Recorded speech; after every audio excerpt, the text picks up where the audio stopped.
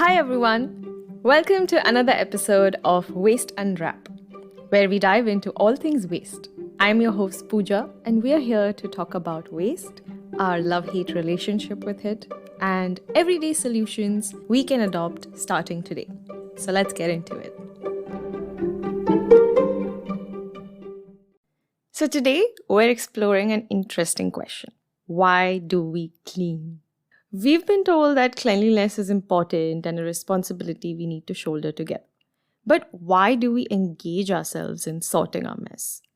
More importantly, why do we stop there?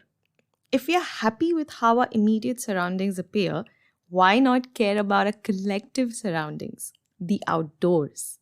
And this could be the street right outside a home, a public park not too far away, or a lake we so joyfully take a boat ride in.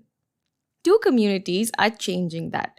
One is based out of Pune and the other lives in Delhi. They are on a mission not just to clean, but clean with consistency, clarity, and purpose. Remember when Swachh Bharat Abhiyan was announced on the 2nd of October 2014? That's when Wing Commander Puneet Sharma knew that the success of this initiative depends on the active participation of all citizens. And having himself seen the youth's role during his years spent in the Air Force, Puneet knew he must channelize the youth's energy in the cleanliness movement too. And this is what he did. He dropped a Facebook post inviting friends and family to join him at Pune railway station. The best part of this decision was that it allowed all commuters to see their fellow citizens cleaning their trash. And this compelled them to rethink before littering the place. So soon enough, this movement grew to become a weekly Sunday event which saw the community observing, educating, and sensitizing all individuals, vendors, and communities across stations and bus stops. Since then, they have organized cleanup drives that not only clean, but they also help beautify pan-stained walls, picking up plastic trash found on hills in parks and canals, and organize mega awareness events grounded in fine and performing arts. Puneet also shares his learning and the way forward with us. You can read all about his waste story and find the link in your episode notes. This is such a great example of how communities can drive action at a much, much faster scale and depth when they choose to become a part of the solution together. Now let's go to Delhi, where this community believes that they must fulfill their duties towards the environment rather than complain about it to the government. We mean to clean. Yes, that's their name.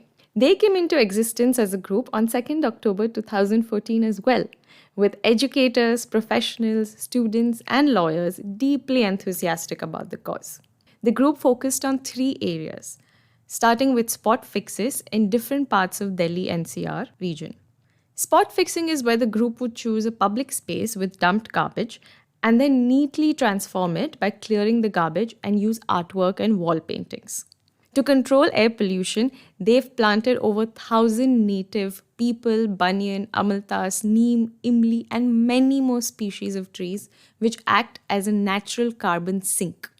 They are also well aware that the concept of cleanliness is incomplete without talking about waste management.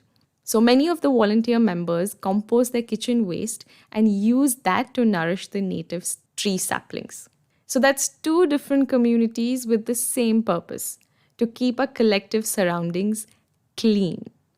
To hear more about such planet positive actions, let's move to our monthly roundup of news and updates. So we have another campus-based update this month. The Indian Institute of Management, or the IIM in Indore, aims to become a zero waste and net zero energy campus. IIM Indore has made its campus a no single-use plastic zone by replacing single-use plastic items in the mess and the canteens with wooden forks, spoons, and paper plates. The institute has set up a new system of in-house collection, segregation, and organic degradation, which composts around 1,000 kgs of kitchen waste and dry waste inside the campus every day. How great is that? So we know that e-waste is becoming a concerning reality of our 21st century design systems.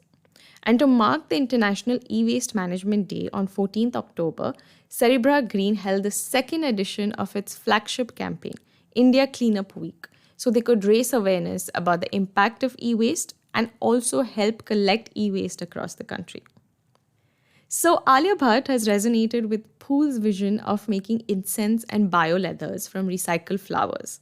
She has invested in the startup's model that converts floral waste into charcoal-free incense products, as well as leather, an alternative to animal leather.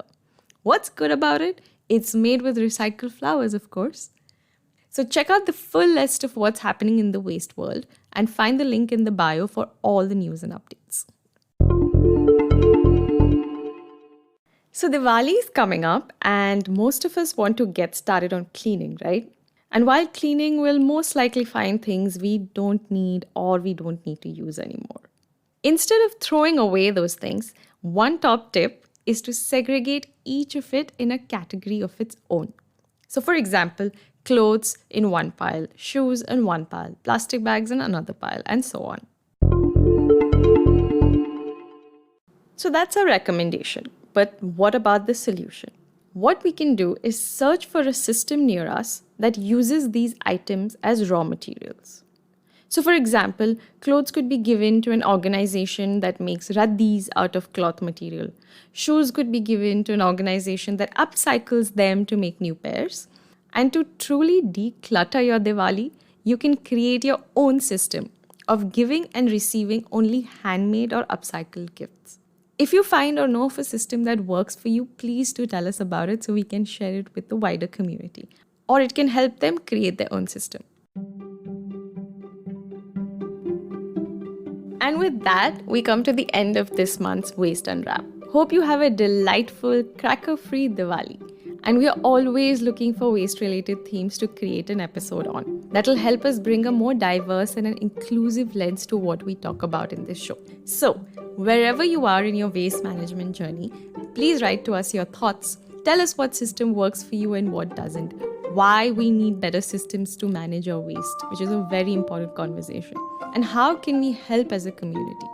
So these conversations are not only important, but they're also helpful for us so we can continue informing, inspiring, and innovating with each of you. So get in touch. All the links are in your episode notes. We'll be back with another episode unwrapping waste next month. Until then, take care.